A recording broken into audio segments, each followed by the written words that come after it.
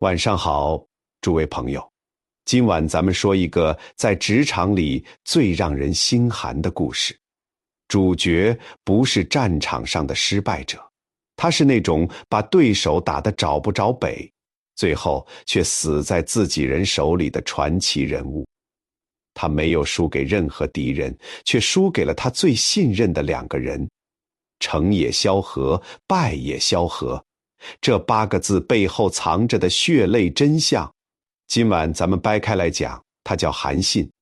大汉开国第一功臣，中国冷兵器时代最顶尖的军事天才，被后世尊称为兵仙。他打下了半个中国，却死在一群宫女和太监的竹签之下，死在了他最信任的那个伯乐的算计之中。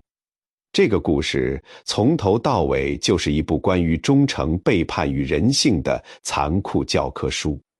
先说说这个人出身在哪里。秦朝末年的淮阴城，那是个死板的耕战社会，老百姓要么种地，要么当兵，其他的都叫街溜子。20出头的韩信，就是全淮阴城最扎眼的那条蛀虫。他长得高大，却面黄肌瘦，颧骨高耸，身上的麻布衣服洗得发白，打着补丁，可他腰间却挂着一把长剑。剑在那个年代是贵族身份的象征，普通老百姓用不着这玩意儿。韩信家穷得揭不开锅，母亲死了，连块墓地都买不起，只能葬在荒野里。但他死活不肯把那把破剑当了换粮食。他天天背着剑在街头晃悠，不种地觉得那是下等人的活计，不做买卖拉不下脸讨价还价。淮阴老百姓看他的眼神充满嘲笑，但韩信假装不在乎。他脑子里装的是100万大军的排兵布阵，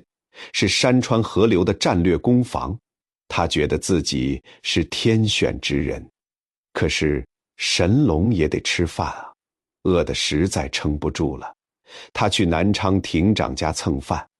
亭长觉得这小伙子有点墨水，让他来吃。韩信这人情商极低，人家客气一句，他当了真，不仅去蹭，而且连着几个月，天天一到饭点就准时出现在人家桌旁。各位朋友，就算是亲戚，天天来白吃白喝，谁受得了？亭长的老婆受不了了，但他没有破口大骂，而是用了一种比骂人更伤人的方式。某天早上天没亮，他就把饭做好，端到床上，一家人躲在被窝里吃了个干干净净，等天大亮。韩信背着剑走进院子，坐到那个坐了几个月的位子上等开饭。厨房里没有生火，屋子静悄悄的。亭长老婆走出来，冷冷看了他一眼，一句话没说，开始收拾那些被舔得干干净净的空碗。空气凝固了。韩信看着那些空碗，那颗被长剑和骄傲死死包裹着的自尊心，被这几个空碗砸得粉碎。史书里用了4个字：怒尽绝去。他一言不发离开，再也没踏进那个院子半步。肚子还在叫。韩信溜达到城外河边钓鱼，老天爷不打算给他哪怕一条小鱼干，他坐在河边，饿得头晕眼花，手都在发抖。就在这时候，河边来了一群洗衣服的大娘，其中一位老人注意到了这个摇摇欲坠的高大青年，心里生出一丝怜悯。中午吃饭时，这位素不相识的大娘从自己饭盒里分出一块干粮，走过来递给他。韩信愣住了，然后狼吞虎咽塞进嘴里。从那以后，一连几十天，只要这位漂母来河边洗衣，就把自己的饭分给他一半。几十天啊，一个底层劳动妇女用自己嘴里省下的粮食，把这位大汉未来的开国大将从饿死的边缘拉了回来。韩信吃着老人的饭，心里五味杂陈，有感激，更有深深的屈辱。有一天，他站起来对着漂母深施一礼，用极其郑重的语气说：阿婆，您的大恩大德我韩信记下了，将来等我发达了，一定用千金重重报答您。”他以为老人会很高兴，但他错了。漂母停下手里的活儿，看着这个夸夸其谈的年轻人，不仅没有高兴，反而生气了，指着他鼻子说：“大丈夫不能自食，我哀王孙而进食，期望报乎？你有手有脚，却不能养活自己，我不过是可怜你，才给口饭吃，谁指望你这种废物来报答我？”这番话像一记响亮的耳光，狠狠抽在韩信脸上，把他裹在身上那层名为天选之子的遮羞布一把扯了下来。韩信呆呆站在河边，脸涨得通红，一句话也反驳不出来。如果说亭长的冷眼和漂母的痛骂是针扎在韩信心上，那么接下来在淮阴闹市发生的事，就是直接把他的心掏出来扔在地上踩碎。这是让韩信名留青史，一辈子无法洗刷的终极羞辱。那天他像往常一样背着剑走在热闹的街市上，前面冲出来几个年轻人挡住了去路。带头的是个当地屠夫，早就看韩信不顺眼了。屠夫双手抱胸，满脸冷笑。周围商贩和路人一看有热闹，立刻围拢过来。屠夫当着全街人的面指着韩信鼻子大声挑衅，说：“你天天背着剑，骨子里就是个怕死的怂包。”然后猛地岔开双腿，像一座肉山挡在路中间，吼出了那句把人逼到死角的话：“你要是不怕死，就拔剑刺我一剑；你要是怕死，就乖乖从我裤裆底下爬过去。”周围爆发出一阵刺耳的哄笑声和口哨声，时间在这一刻仿佛停止了，所有人的目光像针尖一样死死扎在韩信身上。韩信站在原地低着头，一双深邃的眼睛死死盯着那个屠夫。史书上用了3个字：孰视之。这3个字包含了极其惊心动魄的心理斗争。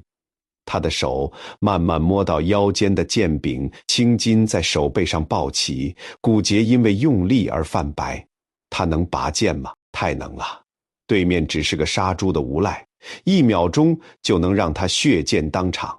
但拔剑之后呢？秦朝法律严酷，当街杀人必死无疑。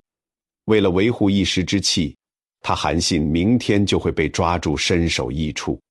这具身体是用来统帅100万大军横扫天下的，他的命是用来改写历史的，怎么能和一个杀猪的同归于尽？韩信握在剑柄上的手开始微微发抖，那是骄傲的灵魂和残酷现实在进行极其惨烈的肉搏。终于，他的手一点点从剑柄上松开了。他闭上眼睛，然后在这个喧闹的街市上，在数百双嘲弄的眼睛注视下，这个身高8尺的男儿，这个未来将把项羽逼到乌江自刎的盖世战神，缓缓弯下了膝盖，双手撑在满是尘土和烂菜叶的泥地上，低下了那颗自以为高贵的头颅，像一条狗一样趴在地上，从那个屠夫散发着恶臭的裤裆底下一寸一寸地爬了过去。整个集市先是死一般的寂静，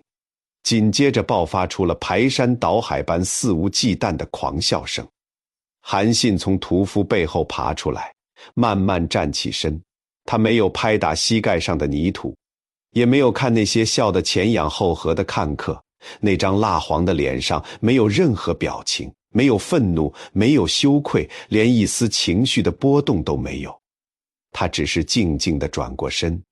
背着那把依然没有出鞘的长剑，在全城人的哄笑声中头也不回地走了。那些嘲笑他的人以为踩碎了一个废物的脊梁，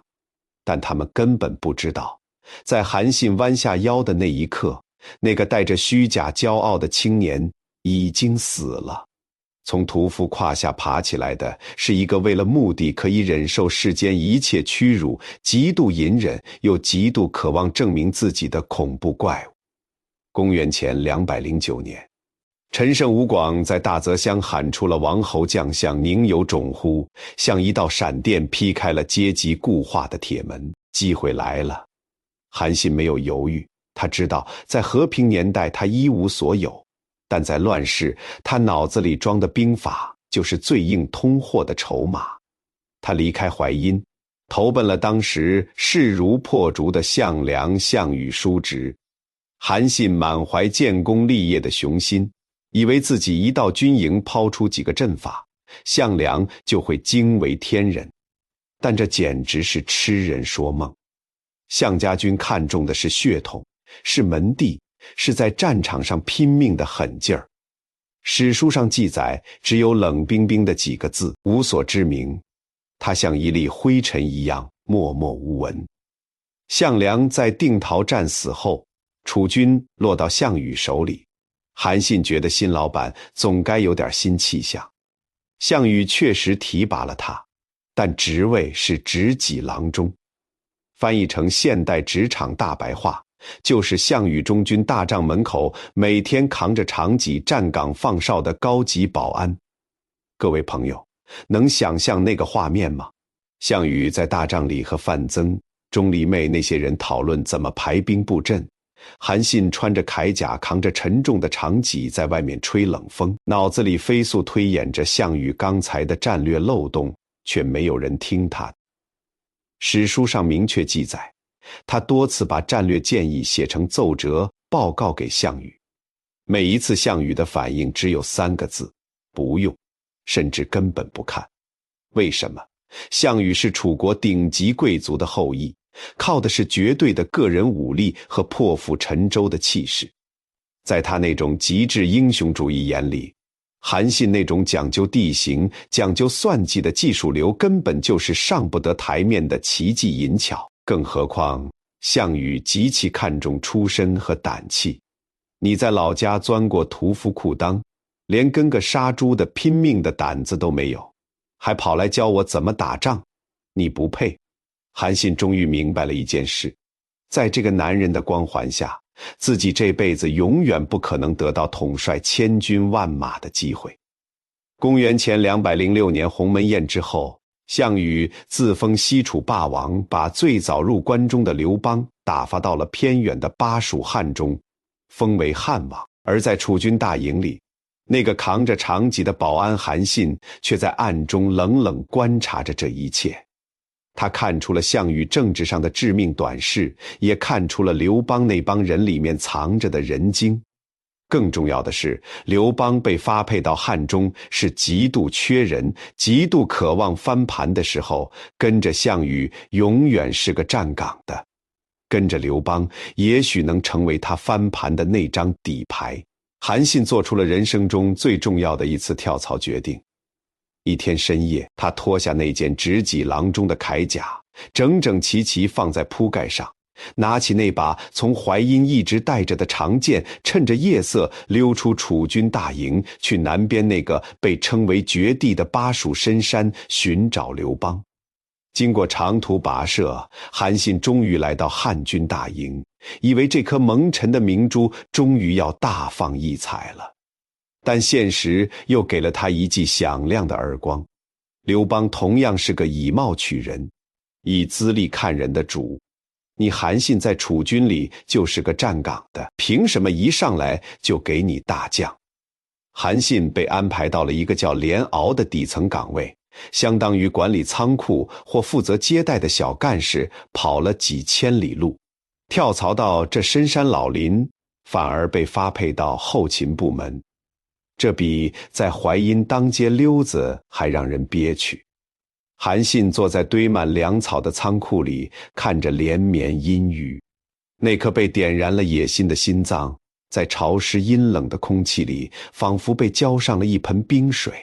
更麻烦的是，韩信情商极低，不会来事儿。没多久，就因为犯了军法，要被砍头了。和他一起犯法的还有13个人。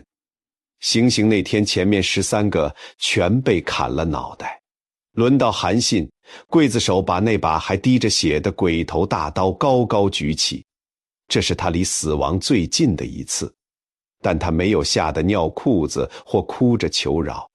他猛地抬起头，冲着监斩台上的腾公夏侯婴发出了一声极其狂妄的怒吼：尚不欲救天下乎？何为斩壮士？汉王难道不想夺取天下了吗？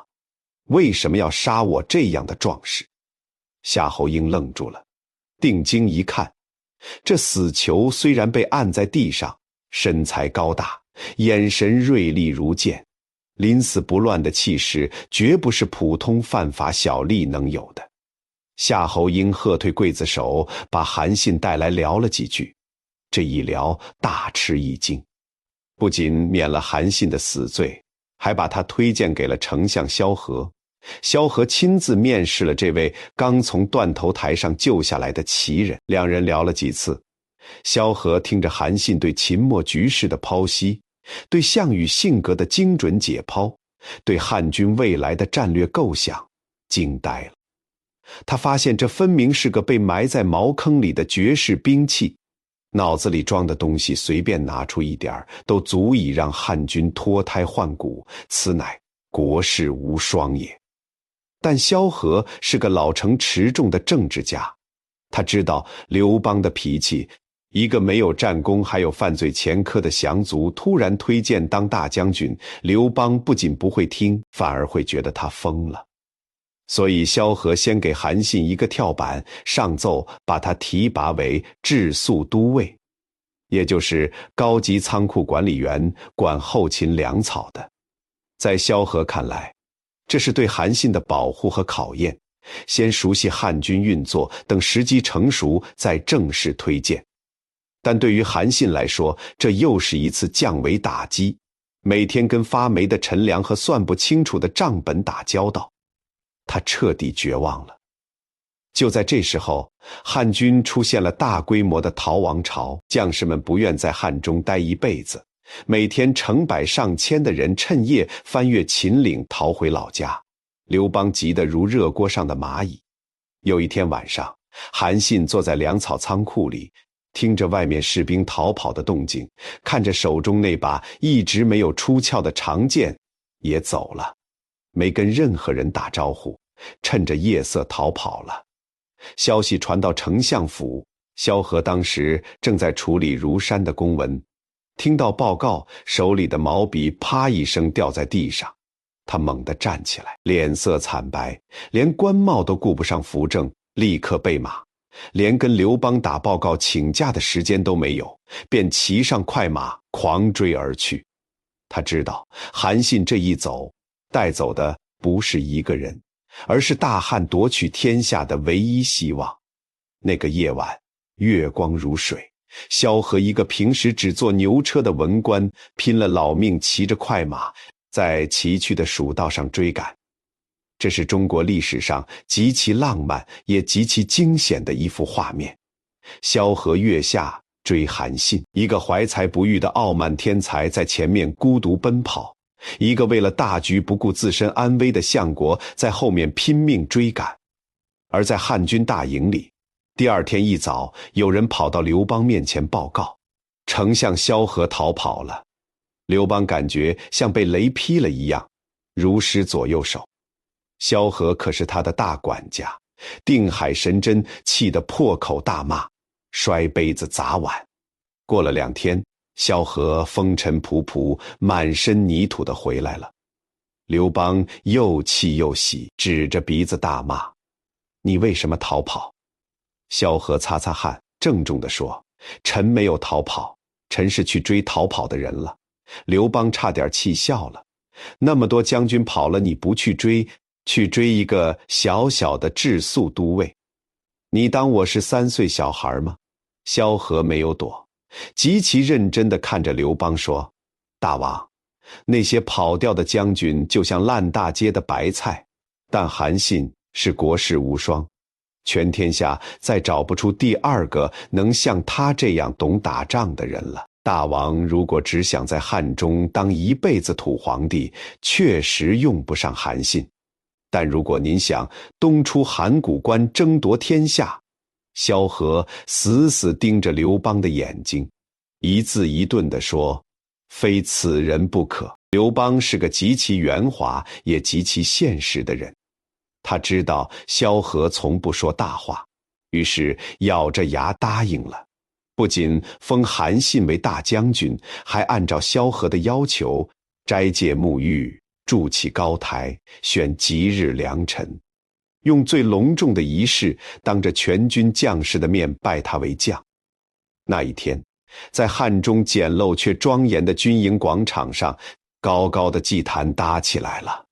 所有汉军将领，包括樊哙、周勃，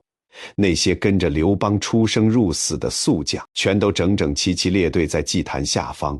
每个人都在猜测今天的主角是谁，以为天上掉下来的馅饼要砸在自己头上。吉时一到，刘邦捧着大将军印信，在一片死寂的等待中，一个身穿重甲的身影缓缓走出人群。当全军将士看清那张脸时，整个广场爆发出极其压抑又极其震惊的倒吸凉气声。那是韩信，那个在项羽大帐外站岗的保安，那个在汉中管仓库的无名小卒。但在刘邦威严的目光扫视下，没有人敢出声反对。韩信在无数双复杂的目光注视下，一步一步稳稳地走上了那座高高的祭坛。他没有紧张，没有怯场，接过刘邦手里的金印，转过身俯视着台下那些曾经看不起他，如今却必须听命于他的骄兵悍将。那一刻，那个在淮阴街头钻过屠夫裤裆的懦夫死了，那个在楚营外吹冷风的小保安死了，那个在粮仓里算账的落魄小吏死了。站在祭坛上的是大汉帝国第一任大将军，是中国冷兵器时代最伟大的兵仙。他终于等到了这个属于他的舞台。拜将仪式结束后，刘邦把韩信叫到中军大帐进行了一次极其私密的问话，相当于新任 CEO 向董事长做入职述职报告。刘邦直接问：丞相多次推荐你是国士无双，将军有什么高见能教教寡人怎么打败项羽吗？韩信微微一笑，没有直接抛出战术，而是像顶级战略分析师一样先问刘邦：大王，您觉得在勇猛和仁义这些方面，您比得过项王吗？刘邦沉默一会儿，很老实地回答：我不如也。韩信点点头，接着说：不仅大王觉得不如，连我也觉得不如，但大王不必害怕，我曾在项王手下干过，太了解他了，请允许我为大王剖析项羽的弱点。韩信说：第一，项王一声怒吼，千人不敢动，但不会任用有才能的将领，这不过是匹夫之勇。第二，项王待人恭敬慈爱，别人病了会把自己的饭分出去，但该封赏爵位时，却把印章在手里磨得棱角都圆了也舍不得给人，这叫妇人之仁。第三，项王虽称霸天下，分封诸侯极其不公，所过之处烧杀抢掠，天下老百姓表面怕他，心里并不归附，失尽民心，字字珠玑，刀刀见血。刘邦听得眼睛都亮了，急切地问该怎么做。韩信抛出终极战略：大王只要反其道而行之，任用天下英武之才，用夺取的城池分封有功之臣，以关中子弟想要回老家打仗的决心去攻打背井离乡的诸侯军，加上秦国百姓早就盼着大王当王，只需一道檄文，三秦之地便可平定。这番话条分缕析，气势磅礴，把天下大事像剥洋葱一样剥得清清楚楚。刘邦听完大喜过望，激动地感叹：我得到将军真是太晚了。这场汉中队绝对不亚于后来诸葛亮的隆中队，不仅让刘邦彻底确立了夺取天下的战略方向，更让韩信正式拿到了通往神坛的入场券。公元前206年8月，汉军出发了。韩信大手一挥，拨出几万人马，大张旗鼓开始修缮栈道。叮叮当当的动静让对面的雍王章邯听得清清楚楚。这位大秦名将把主力部队调到了栈道出口，严阵以待，哈哈大笑，以为刘邦只能从这条路出来，但他万万没想到，他面对的是一个完全不按套路出牌的怪物。明修栈道不仅仅是为了修路，更是一个巨大而华丽的心理障眼法。就在章邯把所有注意力都集中在栈道出口的时候，韩信带着最精锐的主力部队悄无声息地从另一个方向消失在了茫茫秦岭深处，走的是一条极其隐蔽、艰险异常的古道。在近乎残酷的急行军命令下，汉军士兵们咬着牙披荆斩棘，趟出了一股势不可挡的杀气。几天后，在关中平原西大门陈仓的守军还在百无聊赖地打哈欠时，大地的震动打破了清晨的宁静。一支打着汉家大旗的大军像从地底下钻出来一样，带着满身泥泞和无尽杀气，突然出现在了他们面前。暗渡陈仓，这场中国军事史上最经典、最具魔幻色彩的闪击战，在这一刻完美收网了。陈仓守军瞬间崩溃，汉军推开了关中平原的大门。更重要的是，出现在了章邯主力的背后。章邯仓促集结大军迎击韩信，但这一次输得极其彻底。不仅因为韩信战术神出鬼没，更因为那些关中士兵本来就恨透了章邯。当初带着20万关中子弟投降项羽，只有他一个人活着回来当了王。现在听说当年约法三章、秋毫无犯的刘邦打回来了。所谓王者之师，顺天应人。两军刚一接触，秦军士气瞬间土崩瓦解，章邯大败。最后带着残兵退回废丘死守，刘邦留人围困废丘，韩信带着汉军主力席卷整个关中。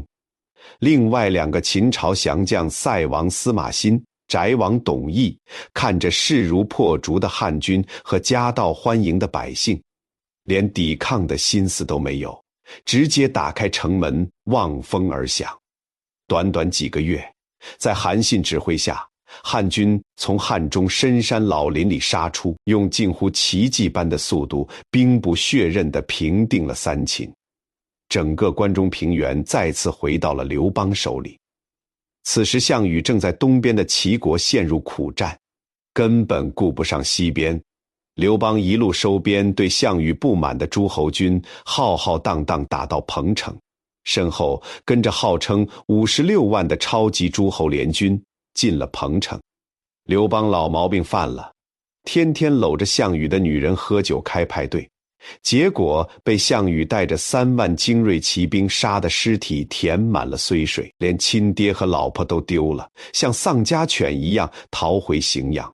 整个楚汉争霸的局势瞬间逆转，刘邦被项羽死死按在荥阳前线，每天挨揍。为了打破这种死局，刘邦做出了关键的战略部署，把韩信派到北方，开辟第2战场，让他收拾那些摇摆不定的诸侯国，等壮大了再南北夹击项羽。韩信的北伐一开始还算顺利，用奇计灭了魏国，活捉魏王豹。但接下来他遇到了北伐路上最硬的一块骨头，赵国拥兵20万。主将陈馀是个饱读诗书、自视甚高的名士，韩信必须穿过太行山的著名关隘井空口才能进入赵国腹地。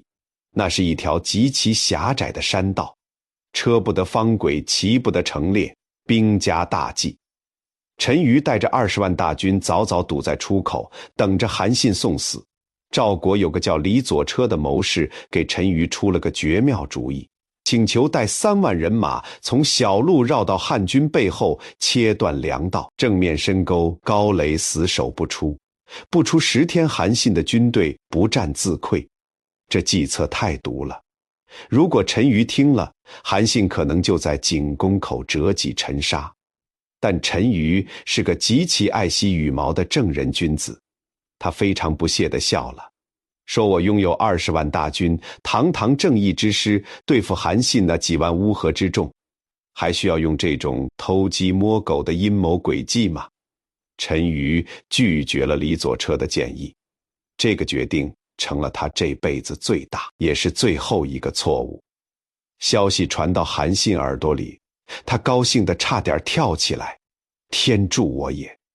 他立刻下令大军走出那条狭长的死亡甬道，但接下来的排兵布阵让所有人都看傻了眼。他指挥1万名汉军主力跨过绵漫水，然后下达了一个让所有将领都觉得他疯了的命令：背靠大河列阵。背水列阵在兵法上叫死地，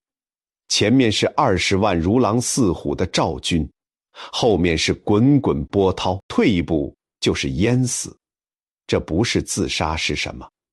赵军将领们站在高处，看着远处汉军这副滑稽的阵势，一个个笑得前仰后合。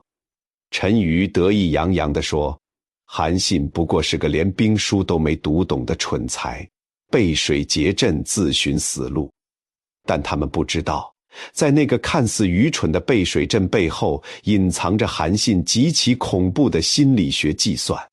和一支决定胜负的幽灵骑兵。就在列阵前一天半夜，韩信悄悄叫来了2000名最精锐的轻骑兵，发给每人一面大汉红旗，让他们趁夜色从旁边小路绕过去，悄悄埋伏在赵军大营旁边的山上，连马的嘴都要堵上，没有命令谁都不许动。他说，明天开战后，赵军一定会倾巢而出追杀我们，等他们大营空了，你们就立刻冲进去，把赵国旗帜全部拔掉，插上大汉红旗。2000骑兵领命消失在夜幕中。第二天清晨，韩信亲自带着几千人大摇大摆向赵军营垒发起挑衅性的进攻。陈馀下令开营门迎战，20万大军像决堤洪水一样倾巢而出。韩信假装抵挡不住，丢盔弃甲，连大将军的旗帜和仪仗都扔在地上，带着士兵掉头往河边的背水阵里跑。赵军一看主帅的旗帜都丢了，以为韩信真的败了。为了抢功劳，所有人争先恐后追击，完全不顾阵型，连守卫大营的兵力都没留下。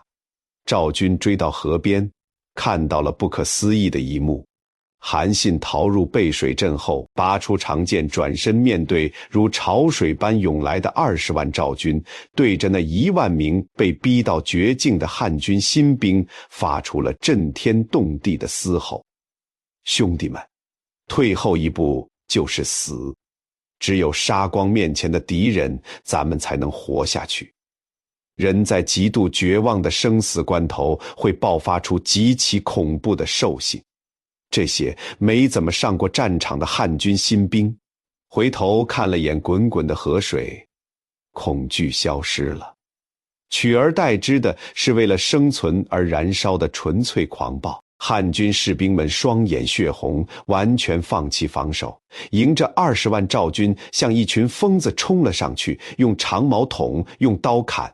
兵器卷刃了就用牙齿咬，用石头砸赵军，完全被打懵了。20万人竟然被这1万多疯子死死挡住整整半天。陈馀觉得今天这仗有点邪门，下令全军撤回大营休息。但当赵军拖着疲惫的身体抬起头看向大营时，所有人都像被雷劈了一样。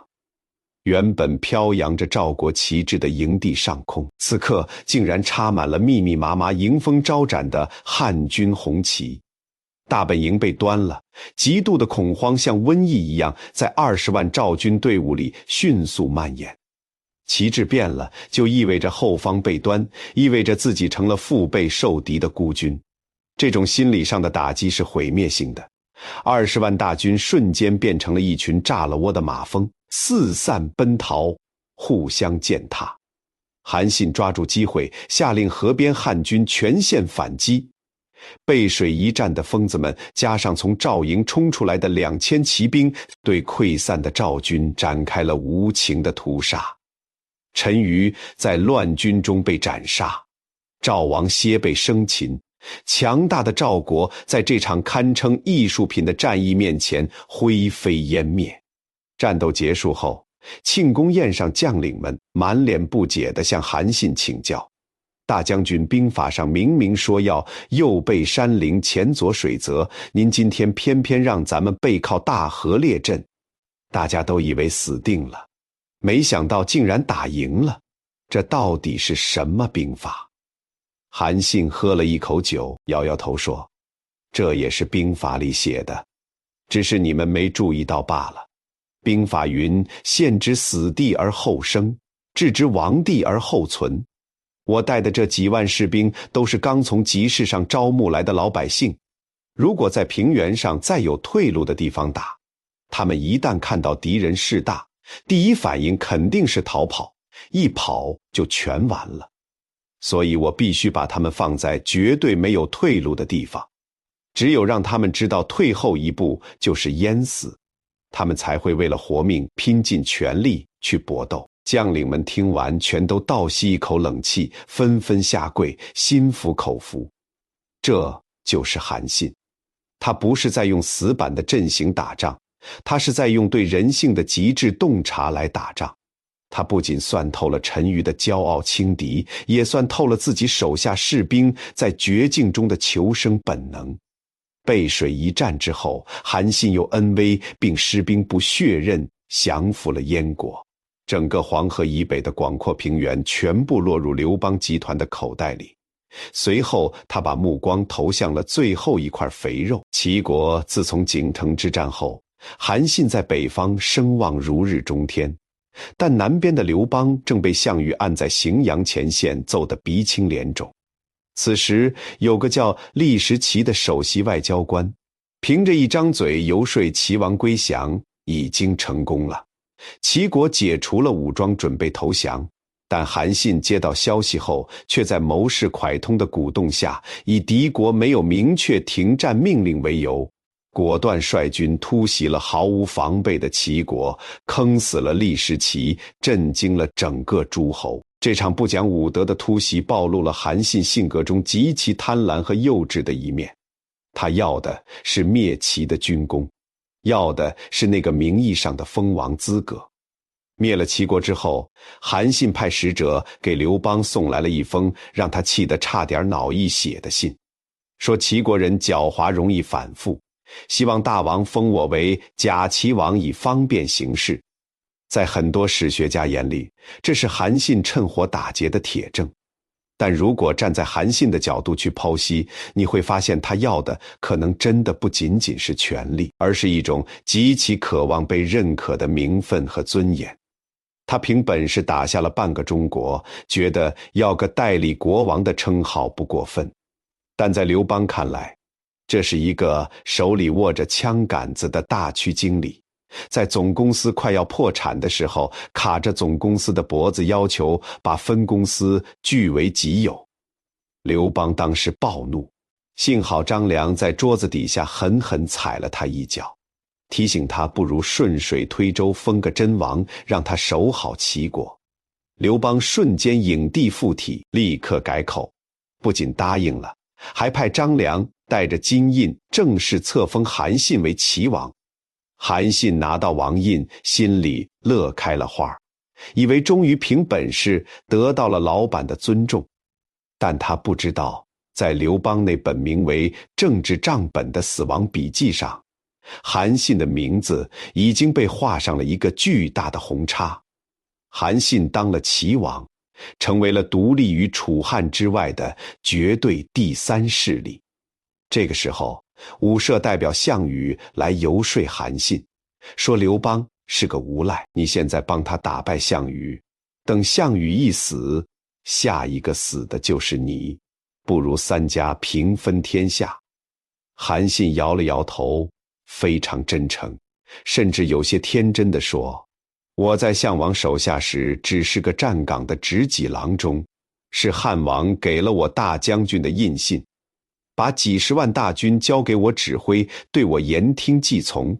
我怎么能背叛他呢？这番话被身边谋士蒯通听得一清二楚。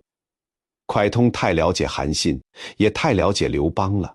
他知道韩信所谓的忠诚，在政治的绞肉机面前，脆弱的就像一张废纸。蒯通找了个机会屏退左右，先用看相的把戏勾起韩信的兴趣，然后索性把话挑明。将军，现在楚汉相争，双方都已筋疲力尽，天下的命运其实早就不在刘邦和项羽手里了，他在您的手里。您今天如果帮汉王，汉王就能赢；帮楚王，楚王就能赢。但无论谁赢，您作为功高震主的齐王都不会有好下场，因为您的功劳已经大到汉王没法封赏您的地步了，他还能把皇位让给您吗？所以您现在唯一的出路就是谁也不帮，拥兵自立，让楚汉齐三分天下，鼎足而立。这番话把最冰冷最残酷的政治现实赤裸裸摆在了韩信面前。在权力的游戏里，没有朋友，只有利益；没有感恩，只有杀戮。如果你不选择当老板，你就只能被人当狗一样宰掉。韩信看着北方的齐鲁大地，看着手里那方沉甸甸的齐王金印，脑子里闪过在淮阴街头钻屠夫裤裆的屈辱，闪过在项羽帐外吹冷风的憋屈，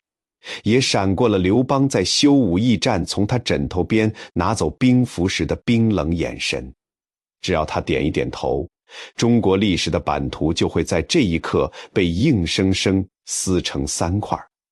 但这位在战场上算无一策的兵仙，竟然陷入了长时间的沉默和犹豫。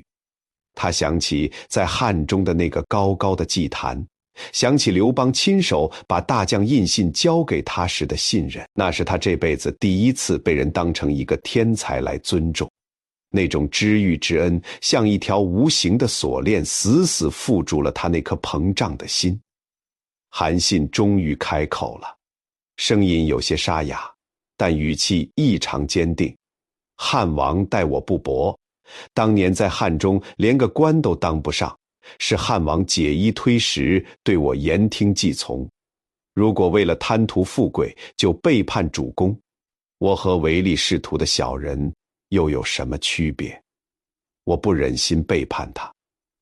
蒯通听完这句话，知道这个男人死定了，他在心里长叹一声，然后装疯卖傻逃离了韩信的阵营。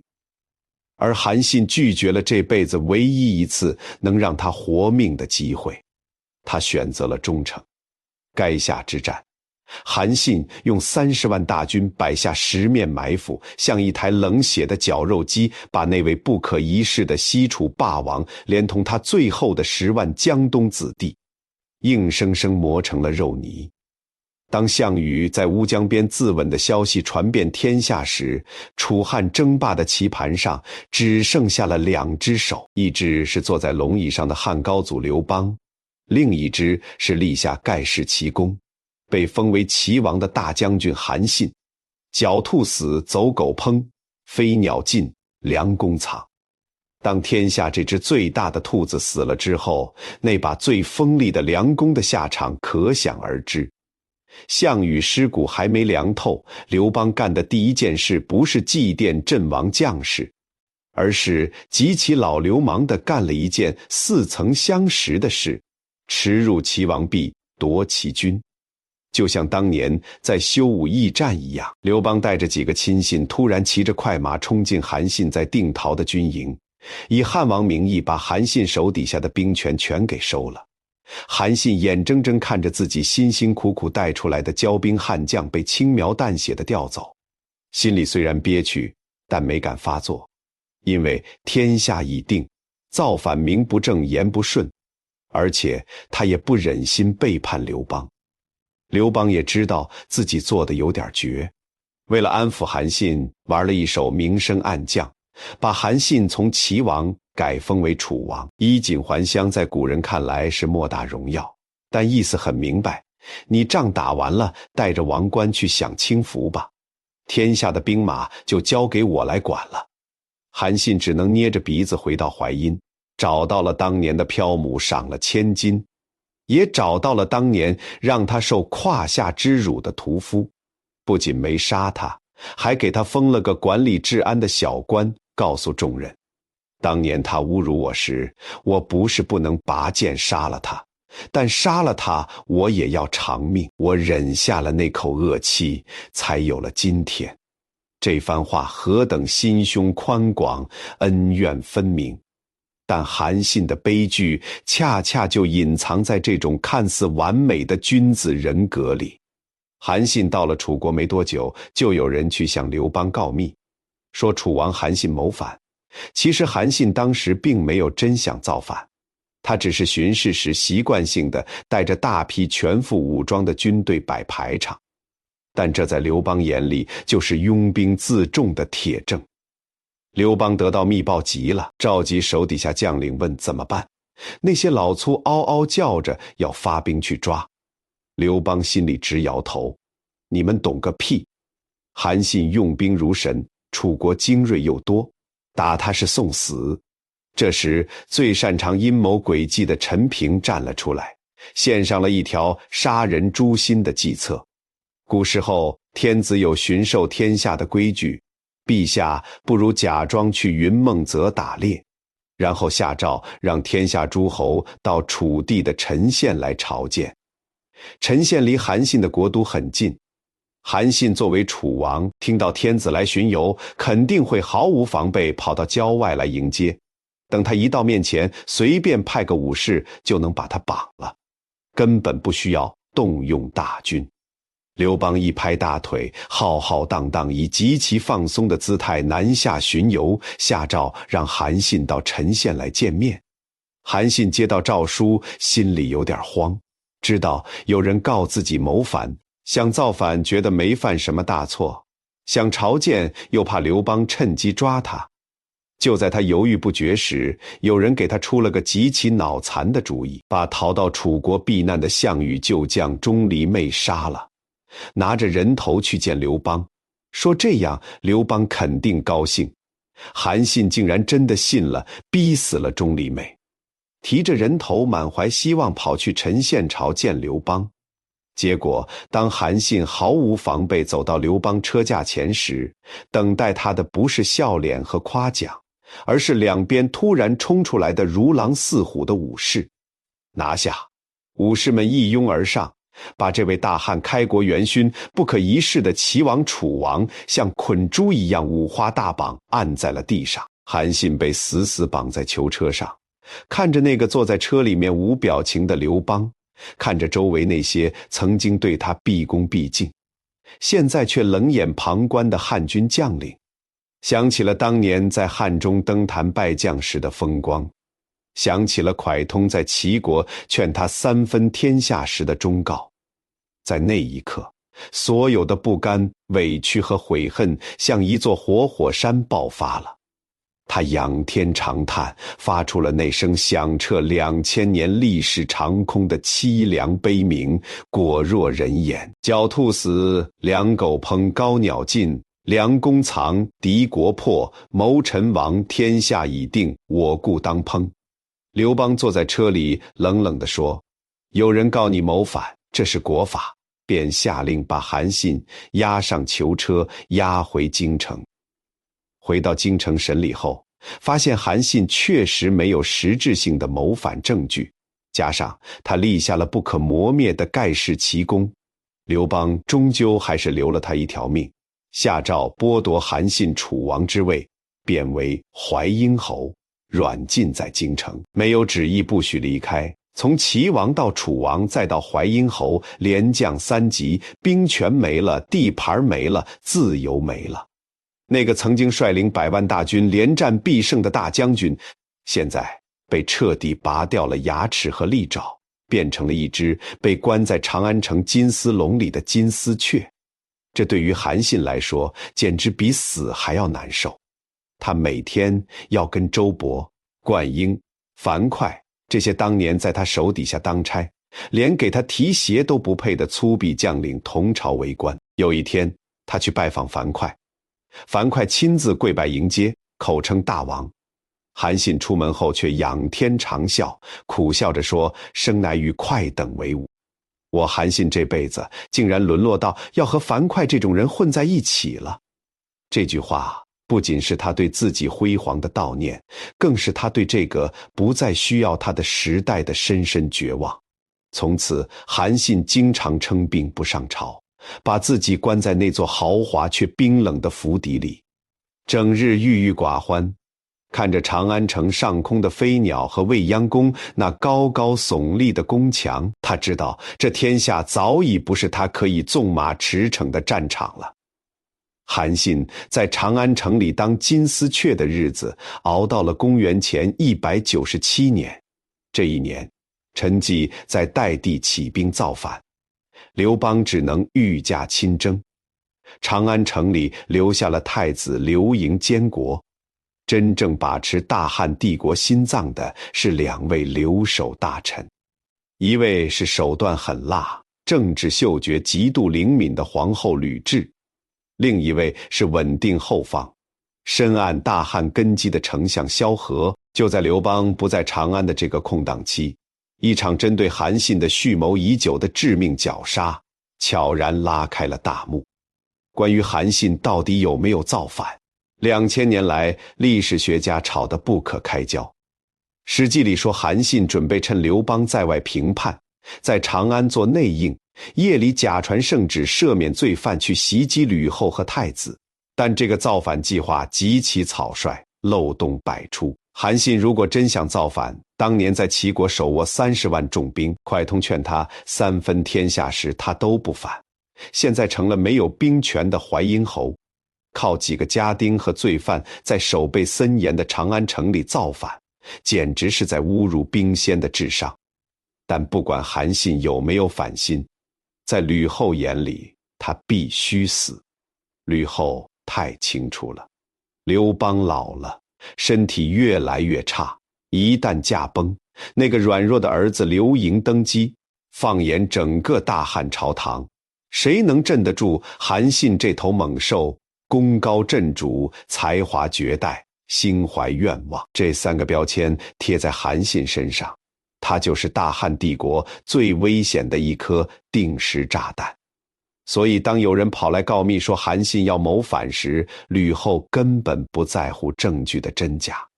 他要的只是一个杀人的借口。吕后想杀韩信，但遇到了一个难题，怎么把韩信骗出来？韩信虽然政治情商低，但防范心理很强，经常称病连朝会都不去，天天躲在戒备森严的侯府里。如果派兵去抓，一旦韩信拼死抵抗，在长安城里闹出大动静，影响太坏。吕后皱着眉头，把目光投向了丞相萧何。萧何听完吕后的诉求，沉默了很久，他的心里一定经历过极其痛苦的天人交战。当年是他顶着月光，在崎岖的蜀道上，把那个怀才不遇的年轻人追了回来。当年是他力排众议，向刘邦打包票，说这个人是国士无双，极力推荐他登坛拜将。可以毫不夸张地说，韩信能有今天的辉煌，是萧何一手拉扯起来的。但现在时代变了，天下已经不需要战神了，天下需要的是稳定，是大汉刘氏江山的万世一系。萧何是个政治家，他知道如果他不帮吕后除掉韩信，他自己也会被吕后怀疑，甚至连累整个家族。在政治的祭坛上，所有的恩情和友谊都是可以被献祭的牺牲品。萧何深吸了一口气，压下了心中的愧疚，向吕后献上了一条极其完美也极其残忍的毒计。第二天，萧何亲自登门来到淮阴侯府。韩信看到萧何来了，非常高兴，也很感动。在这个所有人都对他避之不及的长安城里，只有这位当年的伯乐还愿意来看看他。萧何拉着韩信的手，满脸笑容，语气中带着一丝责备和关切。哎呀，淮阴侯啊，大喜事啊！陛下在前线打了大胜仗，陈岗已经被平定了。现在满朝文武，连那些生病的列侯都纷纷进宫向吕后和太子道贺呢。你虽然身体抱恙，但这可是普天同庆的大事。如果你不去，太后会怎么想？别人会怎么想？你就是勉强撑着病体，也得去宫里露个面道个贺啊！这可是表忠心的好机会。这番话说得滴水不漏，处处都是在为韩信着想。韩信信了，他是个高傲的人，但他不傻，知道现在处境艰难，能去宫里表个态也是好的。更重要的是，他对萧何有着一种极其盲目的信任。丞相是对我最好的人，当年他拼死追我回来，他怎么可能害我？韩信点点头说，既然丞相这么说，我就跟您走一趟。成也萧何，这是韩信辉煌的起点；败也萧何，这是他走向深渊的最后一步。韩信甚至没有带太多护卫，就坐着马车跟着萧何走进了那座高大阴森的长乐宫。当他踏入宫门的那一刻，他不知道他已经踏入了一个死局。他跟着太监往后宫走去，准备拜见吕后。突然，两旁埋伏好的武士像虎狼一样冲了出来，拿下韩信根本来不及反抗，就被死死按在地上五花大绑。他震惊地抬起头，看着四周那些面目狰狞的武士，想要寻找萧何的身影，但那个带他进宫的老丞相早已经消失得无影无踪了。那一刻，韩信明白了所有的真相。韩信被带到了长乐宫的一间偏僻的中室，在那里他见到了那个冷酷无情的大汉皇后吕雉。吕后居高临下，看着这个曾经让项羽都胆寒的战神，眼神里没有一丝怜悯，只有斩草除根的快意。民间传说中，刘邦当年为了安抚韩信，曾赐给他极其特殊的免死特权，见天不杀，见地不杀，见铁不杀。虽然正史未详载，但极其符合当时的政治逻辑和戏剧张力。吕后是个极其聪明且狠毒的女人，既然皇帝有诺言在先，她就绝不公然违背，但她依然要韩信死。来人！一群宫女和太监冲了进来，他们用一个巨大的布袋从头到脚把韩信死死罩在里面，然后用绳子将布袋高高吊在中室的房梁上。布袋里的韩信看不到天，也接触不到地，紧接着没有用锋利的刀剑，而是拿着被削尖的竹签，像雨点一样疯狂残忍地刺向那个吊在半空中剧烈挣扎的布袋。布袋里传来了韩信绝望而凄厉的惨叫，但很快就被布袋的厚重掩盖，变成了极其微弱的闷哼。鲜血顺着布袋的缝隙渗出来，一滴一滴滴在长乐宫冰冷的地砖上。这位指挥过千军万马，用背水一战震惊天下的绝世兵仙，这位曾经在齐国拥兵30万，有机会三分天下，却选择了忠诚的楚王，最终以一种极其憋屈、极其残忍，连反抗的机会都没有的方式，死在了一群妇人和太监的竹签之下。他死得如此无声无息，如此不体面。杀了韩信之后，吕后的屠刀并没有停下，以雷霆手段下令将韩信的3族全部诛灭。那些在淮阴老家或在长安城里无辜的韩家亲属，全部被送上了断头台。一代兵仙不仅身死名裂，连一丝血脉都没有留在这个世界上。没过多久，刘邦平定了陈达的叛乱，从前线班师回朝，回到长安。吕后把诛杀韩信的报告呈到了他面前。陛下，韩信谋反，臣妾已经将其就地正法，夷灭3族了。刘邦听完，坐在龙椅上愣了很久，史书上用了5个极其精准也极其传神的字来形容他此刻的反应：且喜且怜之，又高兴，又有点可怜他。他为什么喜？因为他心里悬着的那块最大的石头终于落地了，那个让他日夜寝食难安，随时可能颠覆大汉江山的韩大将军死了，而且死得干干净净，没有引起任何兵变，连恶名都让老婆吕后背了。他刘邦终于可以安安稳稳睡个好觉了。他又为什么连刘邦毕竟是个从底层打拼出来的人？他想起了当年在汉中那个在月光下被萧何追回来的落魄青年，想起了登坛拜将时韩信那句气吞山河的汉中队，想起了井孔口那面迎风飘扬的红旗，想起了垓下那首四面楚歌的绝响。没有韩信，就没有他刘邦的今天，就没有这大汉的400年江山，那个曾经帮他打下半个天下的绝世奇才，那个在自己最危难时没有背叛自己的大功臣，如今却落得个被竹签戳死、满门抄斩的悲惨下场。刘邦的心里终究还是闪过了一丝极其隐秘的愧疚和惋惜，但这丝怜悯在黄权的冰冷计算面前只停留了不到1秒钟。他抬起头，掩饰住那一抹转瞬即逝的感伤，平静地问吕后：“韩信死前说了什么吗？”吕后回答：“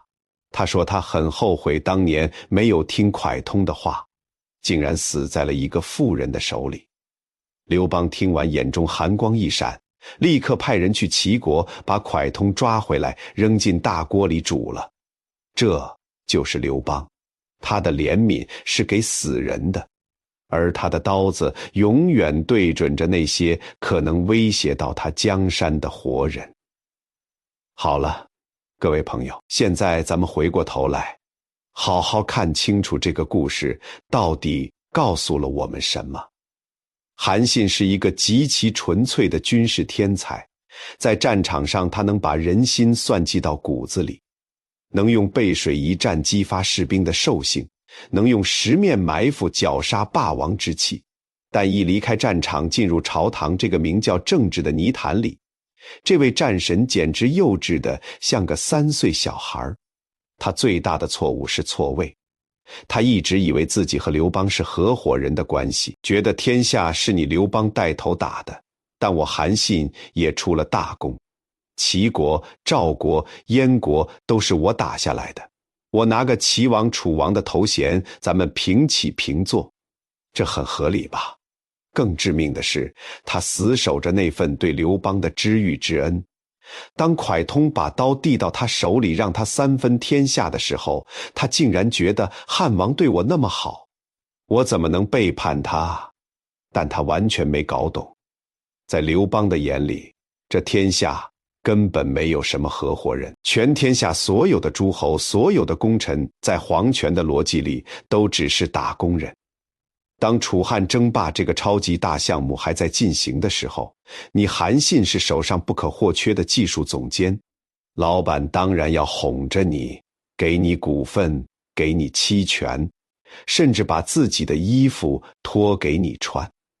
但当这个项目宣告结束，大汉帝国成功上市之后，你这个手里掌握着公司核心机密，随时能拉走一大批老员工，另起炉灶的最强打工人，就成了老板眼里最大的威胁。在资本和权力的游戏里，最能干的那个员工，如果在项目结束后还认不清自己的位置，往往是第一个被裁掉，甚至被物理消灭的。韩信不懂这个道理，他既没有像张良那样功成身退去山里修仙保命，也没有从一开始就明明白白搞军阀割据，他就在那种既想要名分又不想造反，既觉得委屈又放不下忠诚的极度纠结中，被刘邦和吕后像温水煮青蛙一样，一步步削去兵权，贬为侯爵，最后撞进了一个见不到天日的布袋里，活活被竹签戳死。他用自己的命为中国历史留下了那句最残酷也最清醒的职场遗言：狡兔死，良狗烹，而萧何呢？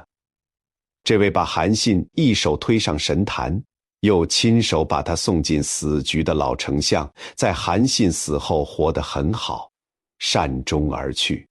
历史给了他萧规曹随的千古美誉。但那个月下追韩信的夜晚，那道蜿蜒崎岖的蜀道，那匹他拼了老命骑上去的快马，是不是在他日后漫漫长夜里，一次又一次地出现在他的梦境之中？我们不得而知。历史从来不记录一个政治家内心深处的愧疚，他只记录他活下去的手段和结果。各位朋友，夜已经深了，长乐宫钟室里的血迹早已干涸，未央宫的钟声也已在2000年的岁月里沉寂。我们今晚聊韩信的故事，不是为了惋惜一个古人的生死，而是希望我们在自己的人生和职场里能够多一份清醒。你可以有绝世的才华，可以有仗剑走天涯的傲骨，但请记住，永远不要把所有的底牌都压在别人对你的知遇之恩上。感恩是对的，忠诚也是对的，但在这个世界上，最可靠的永远是你看清局势之后，给自己留下的那条退路。韩信一生最大的遗憾，不是没有3分天下，而是他从来没有真正看清楚自己所处的位置。他在战场上是个神，在人生的棋局上却始终是个棋子，被别人落下，也被别人拿走。记住这句话，一个人最可怕的不是没有才华，而是有了才华之后忘记了给自己留后路。在权力的游戏里，从来没有真正的恩人，只有还没有到来的利益计算，也从来没有永远的忠诚。只有还没有被逼到那个临界点的取舍。今夜，愿你的才华不被辜负，更愿你的善良和忠诚不被别有用心的人利用。卸下白天的疲惫，安心睡个好觉吧。晚安，听故事的你。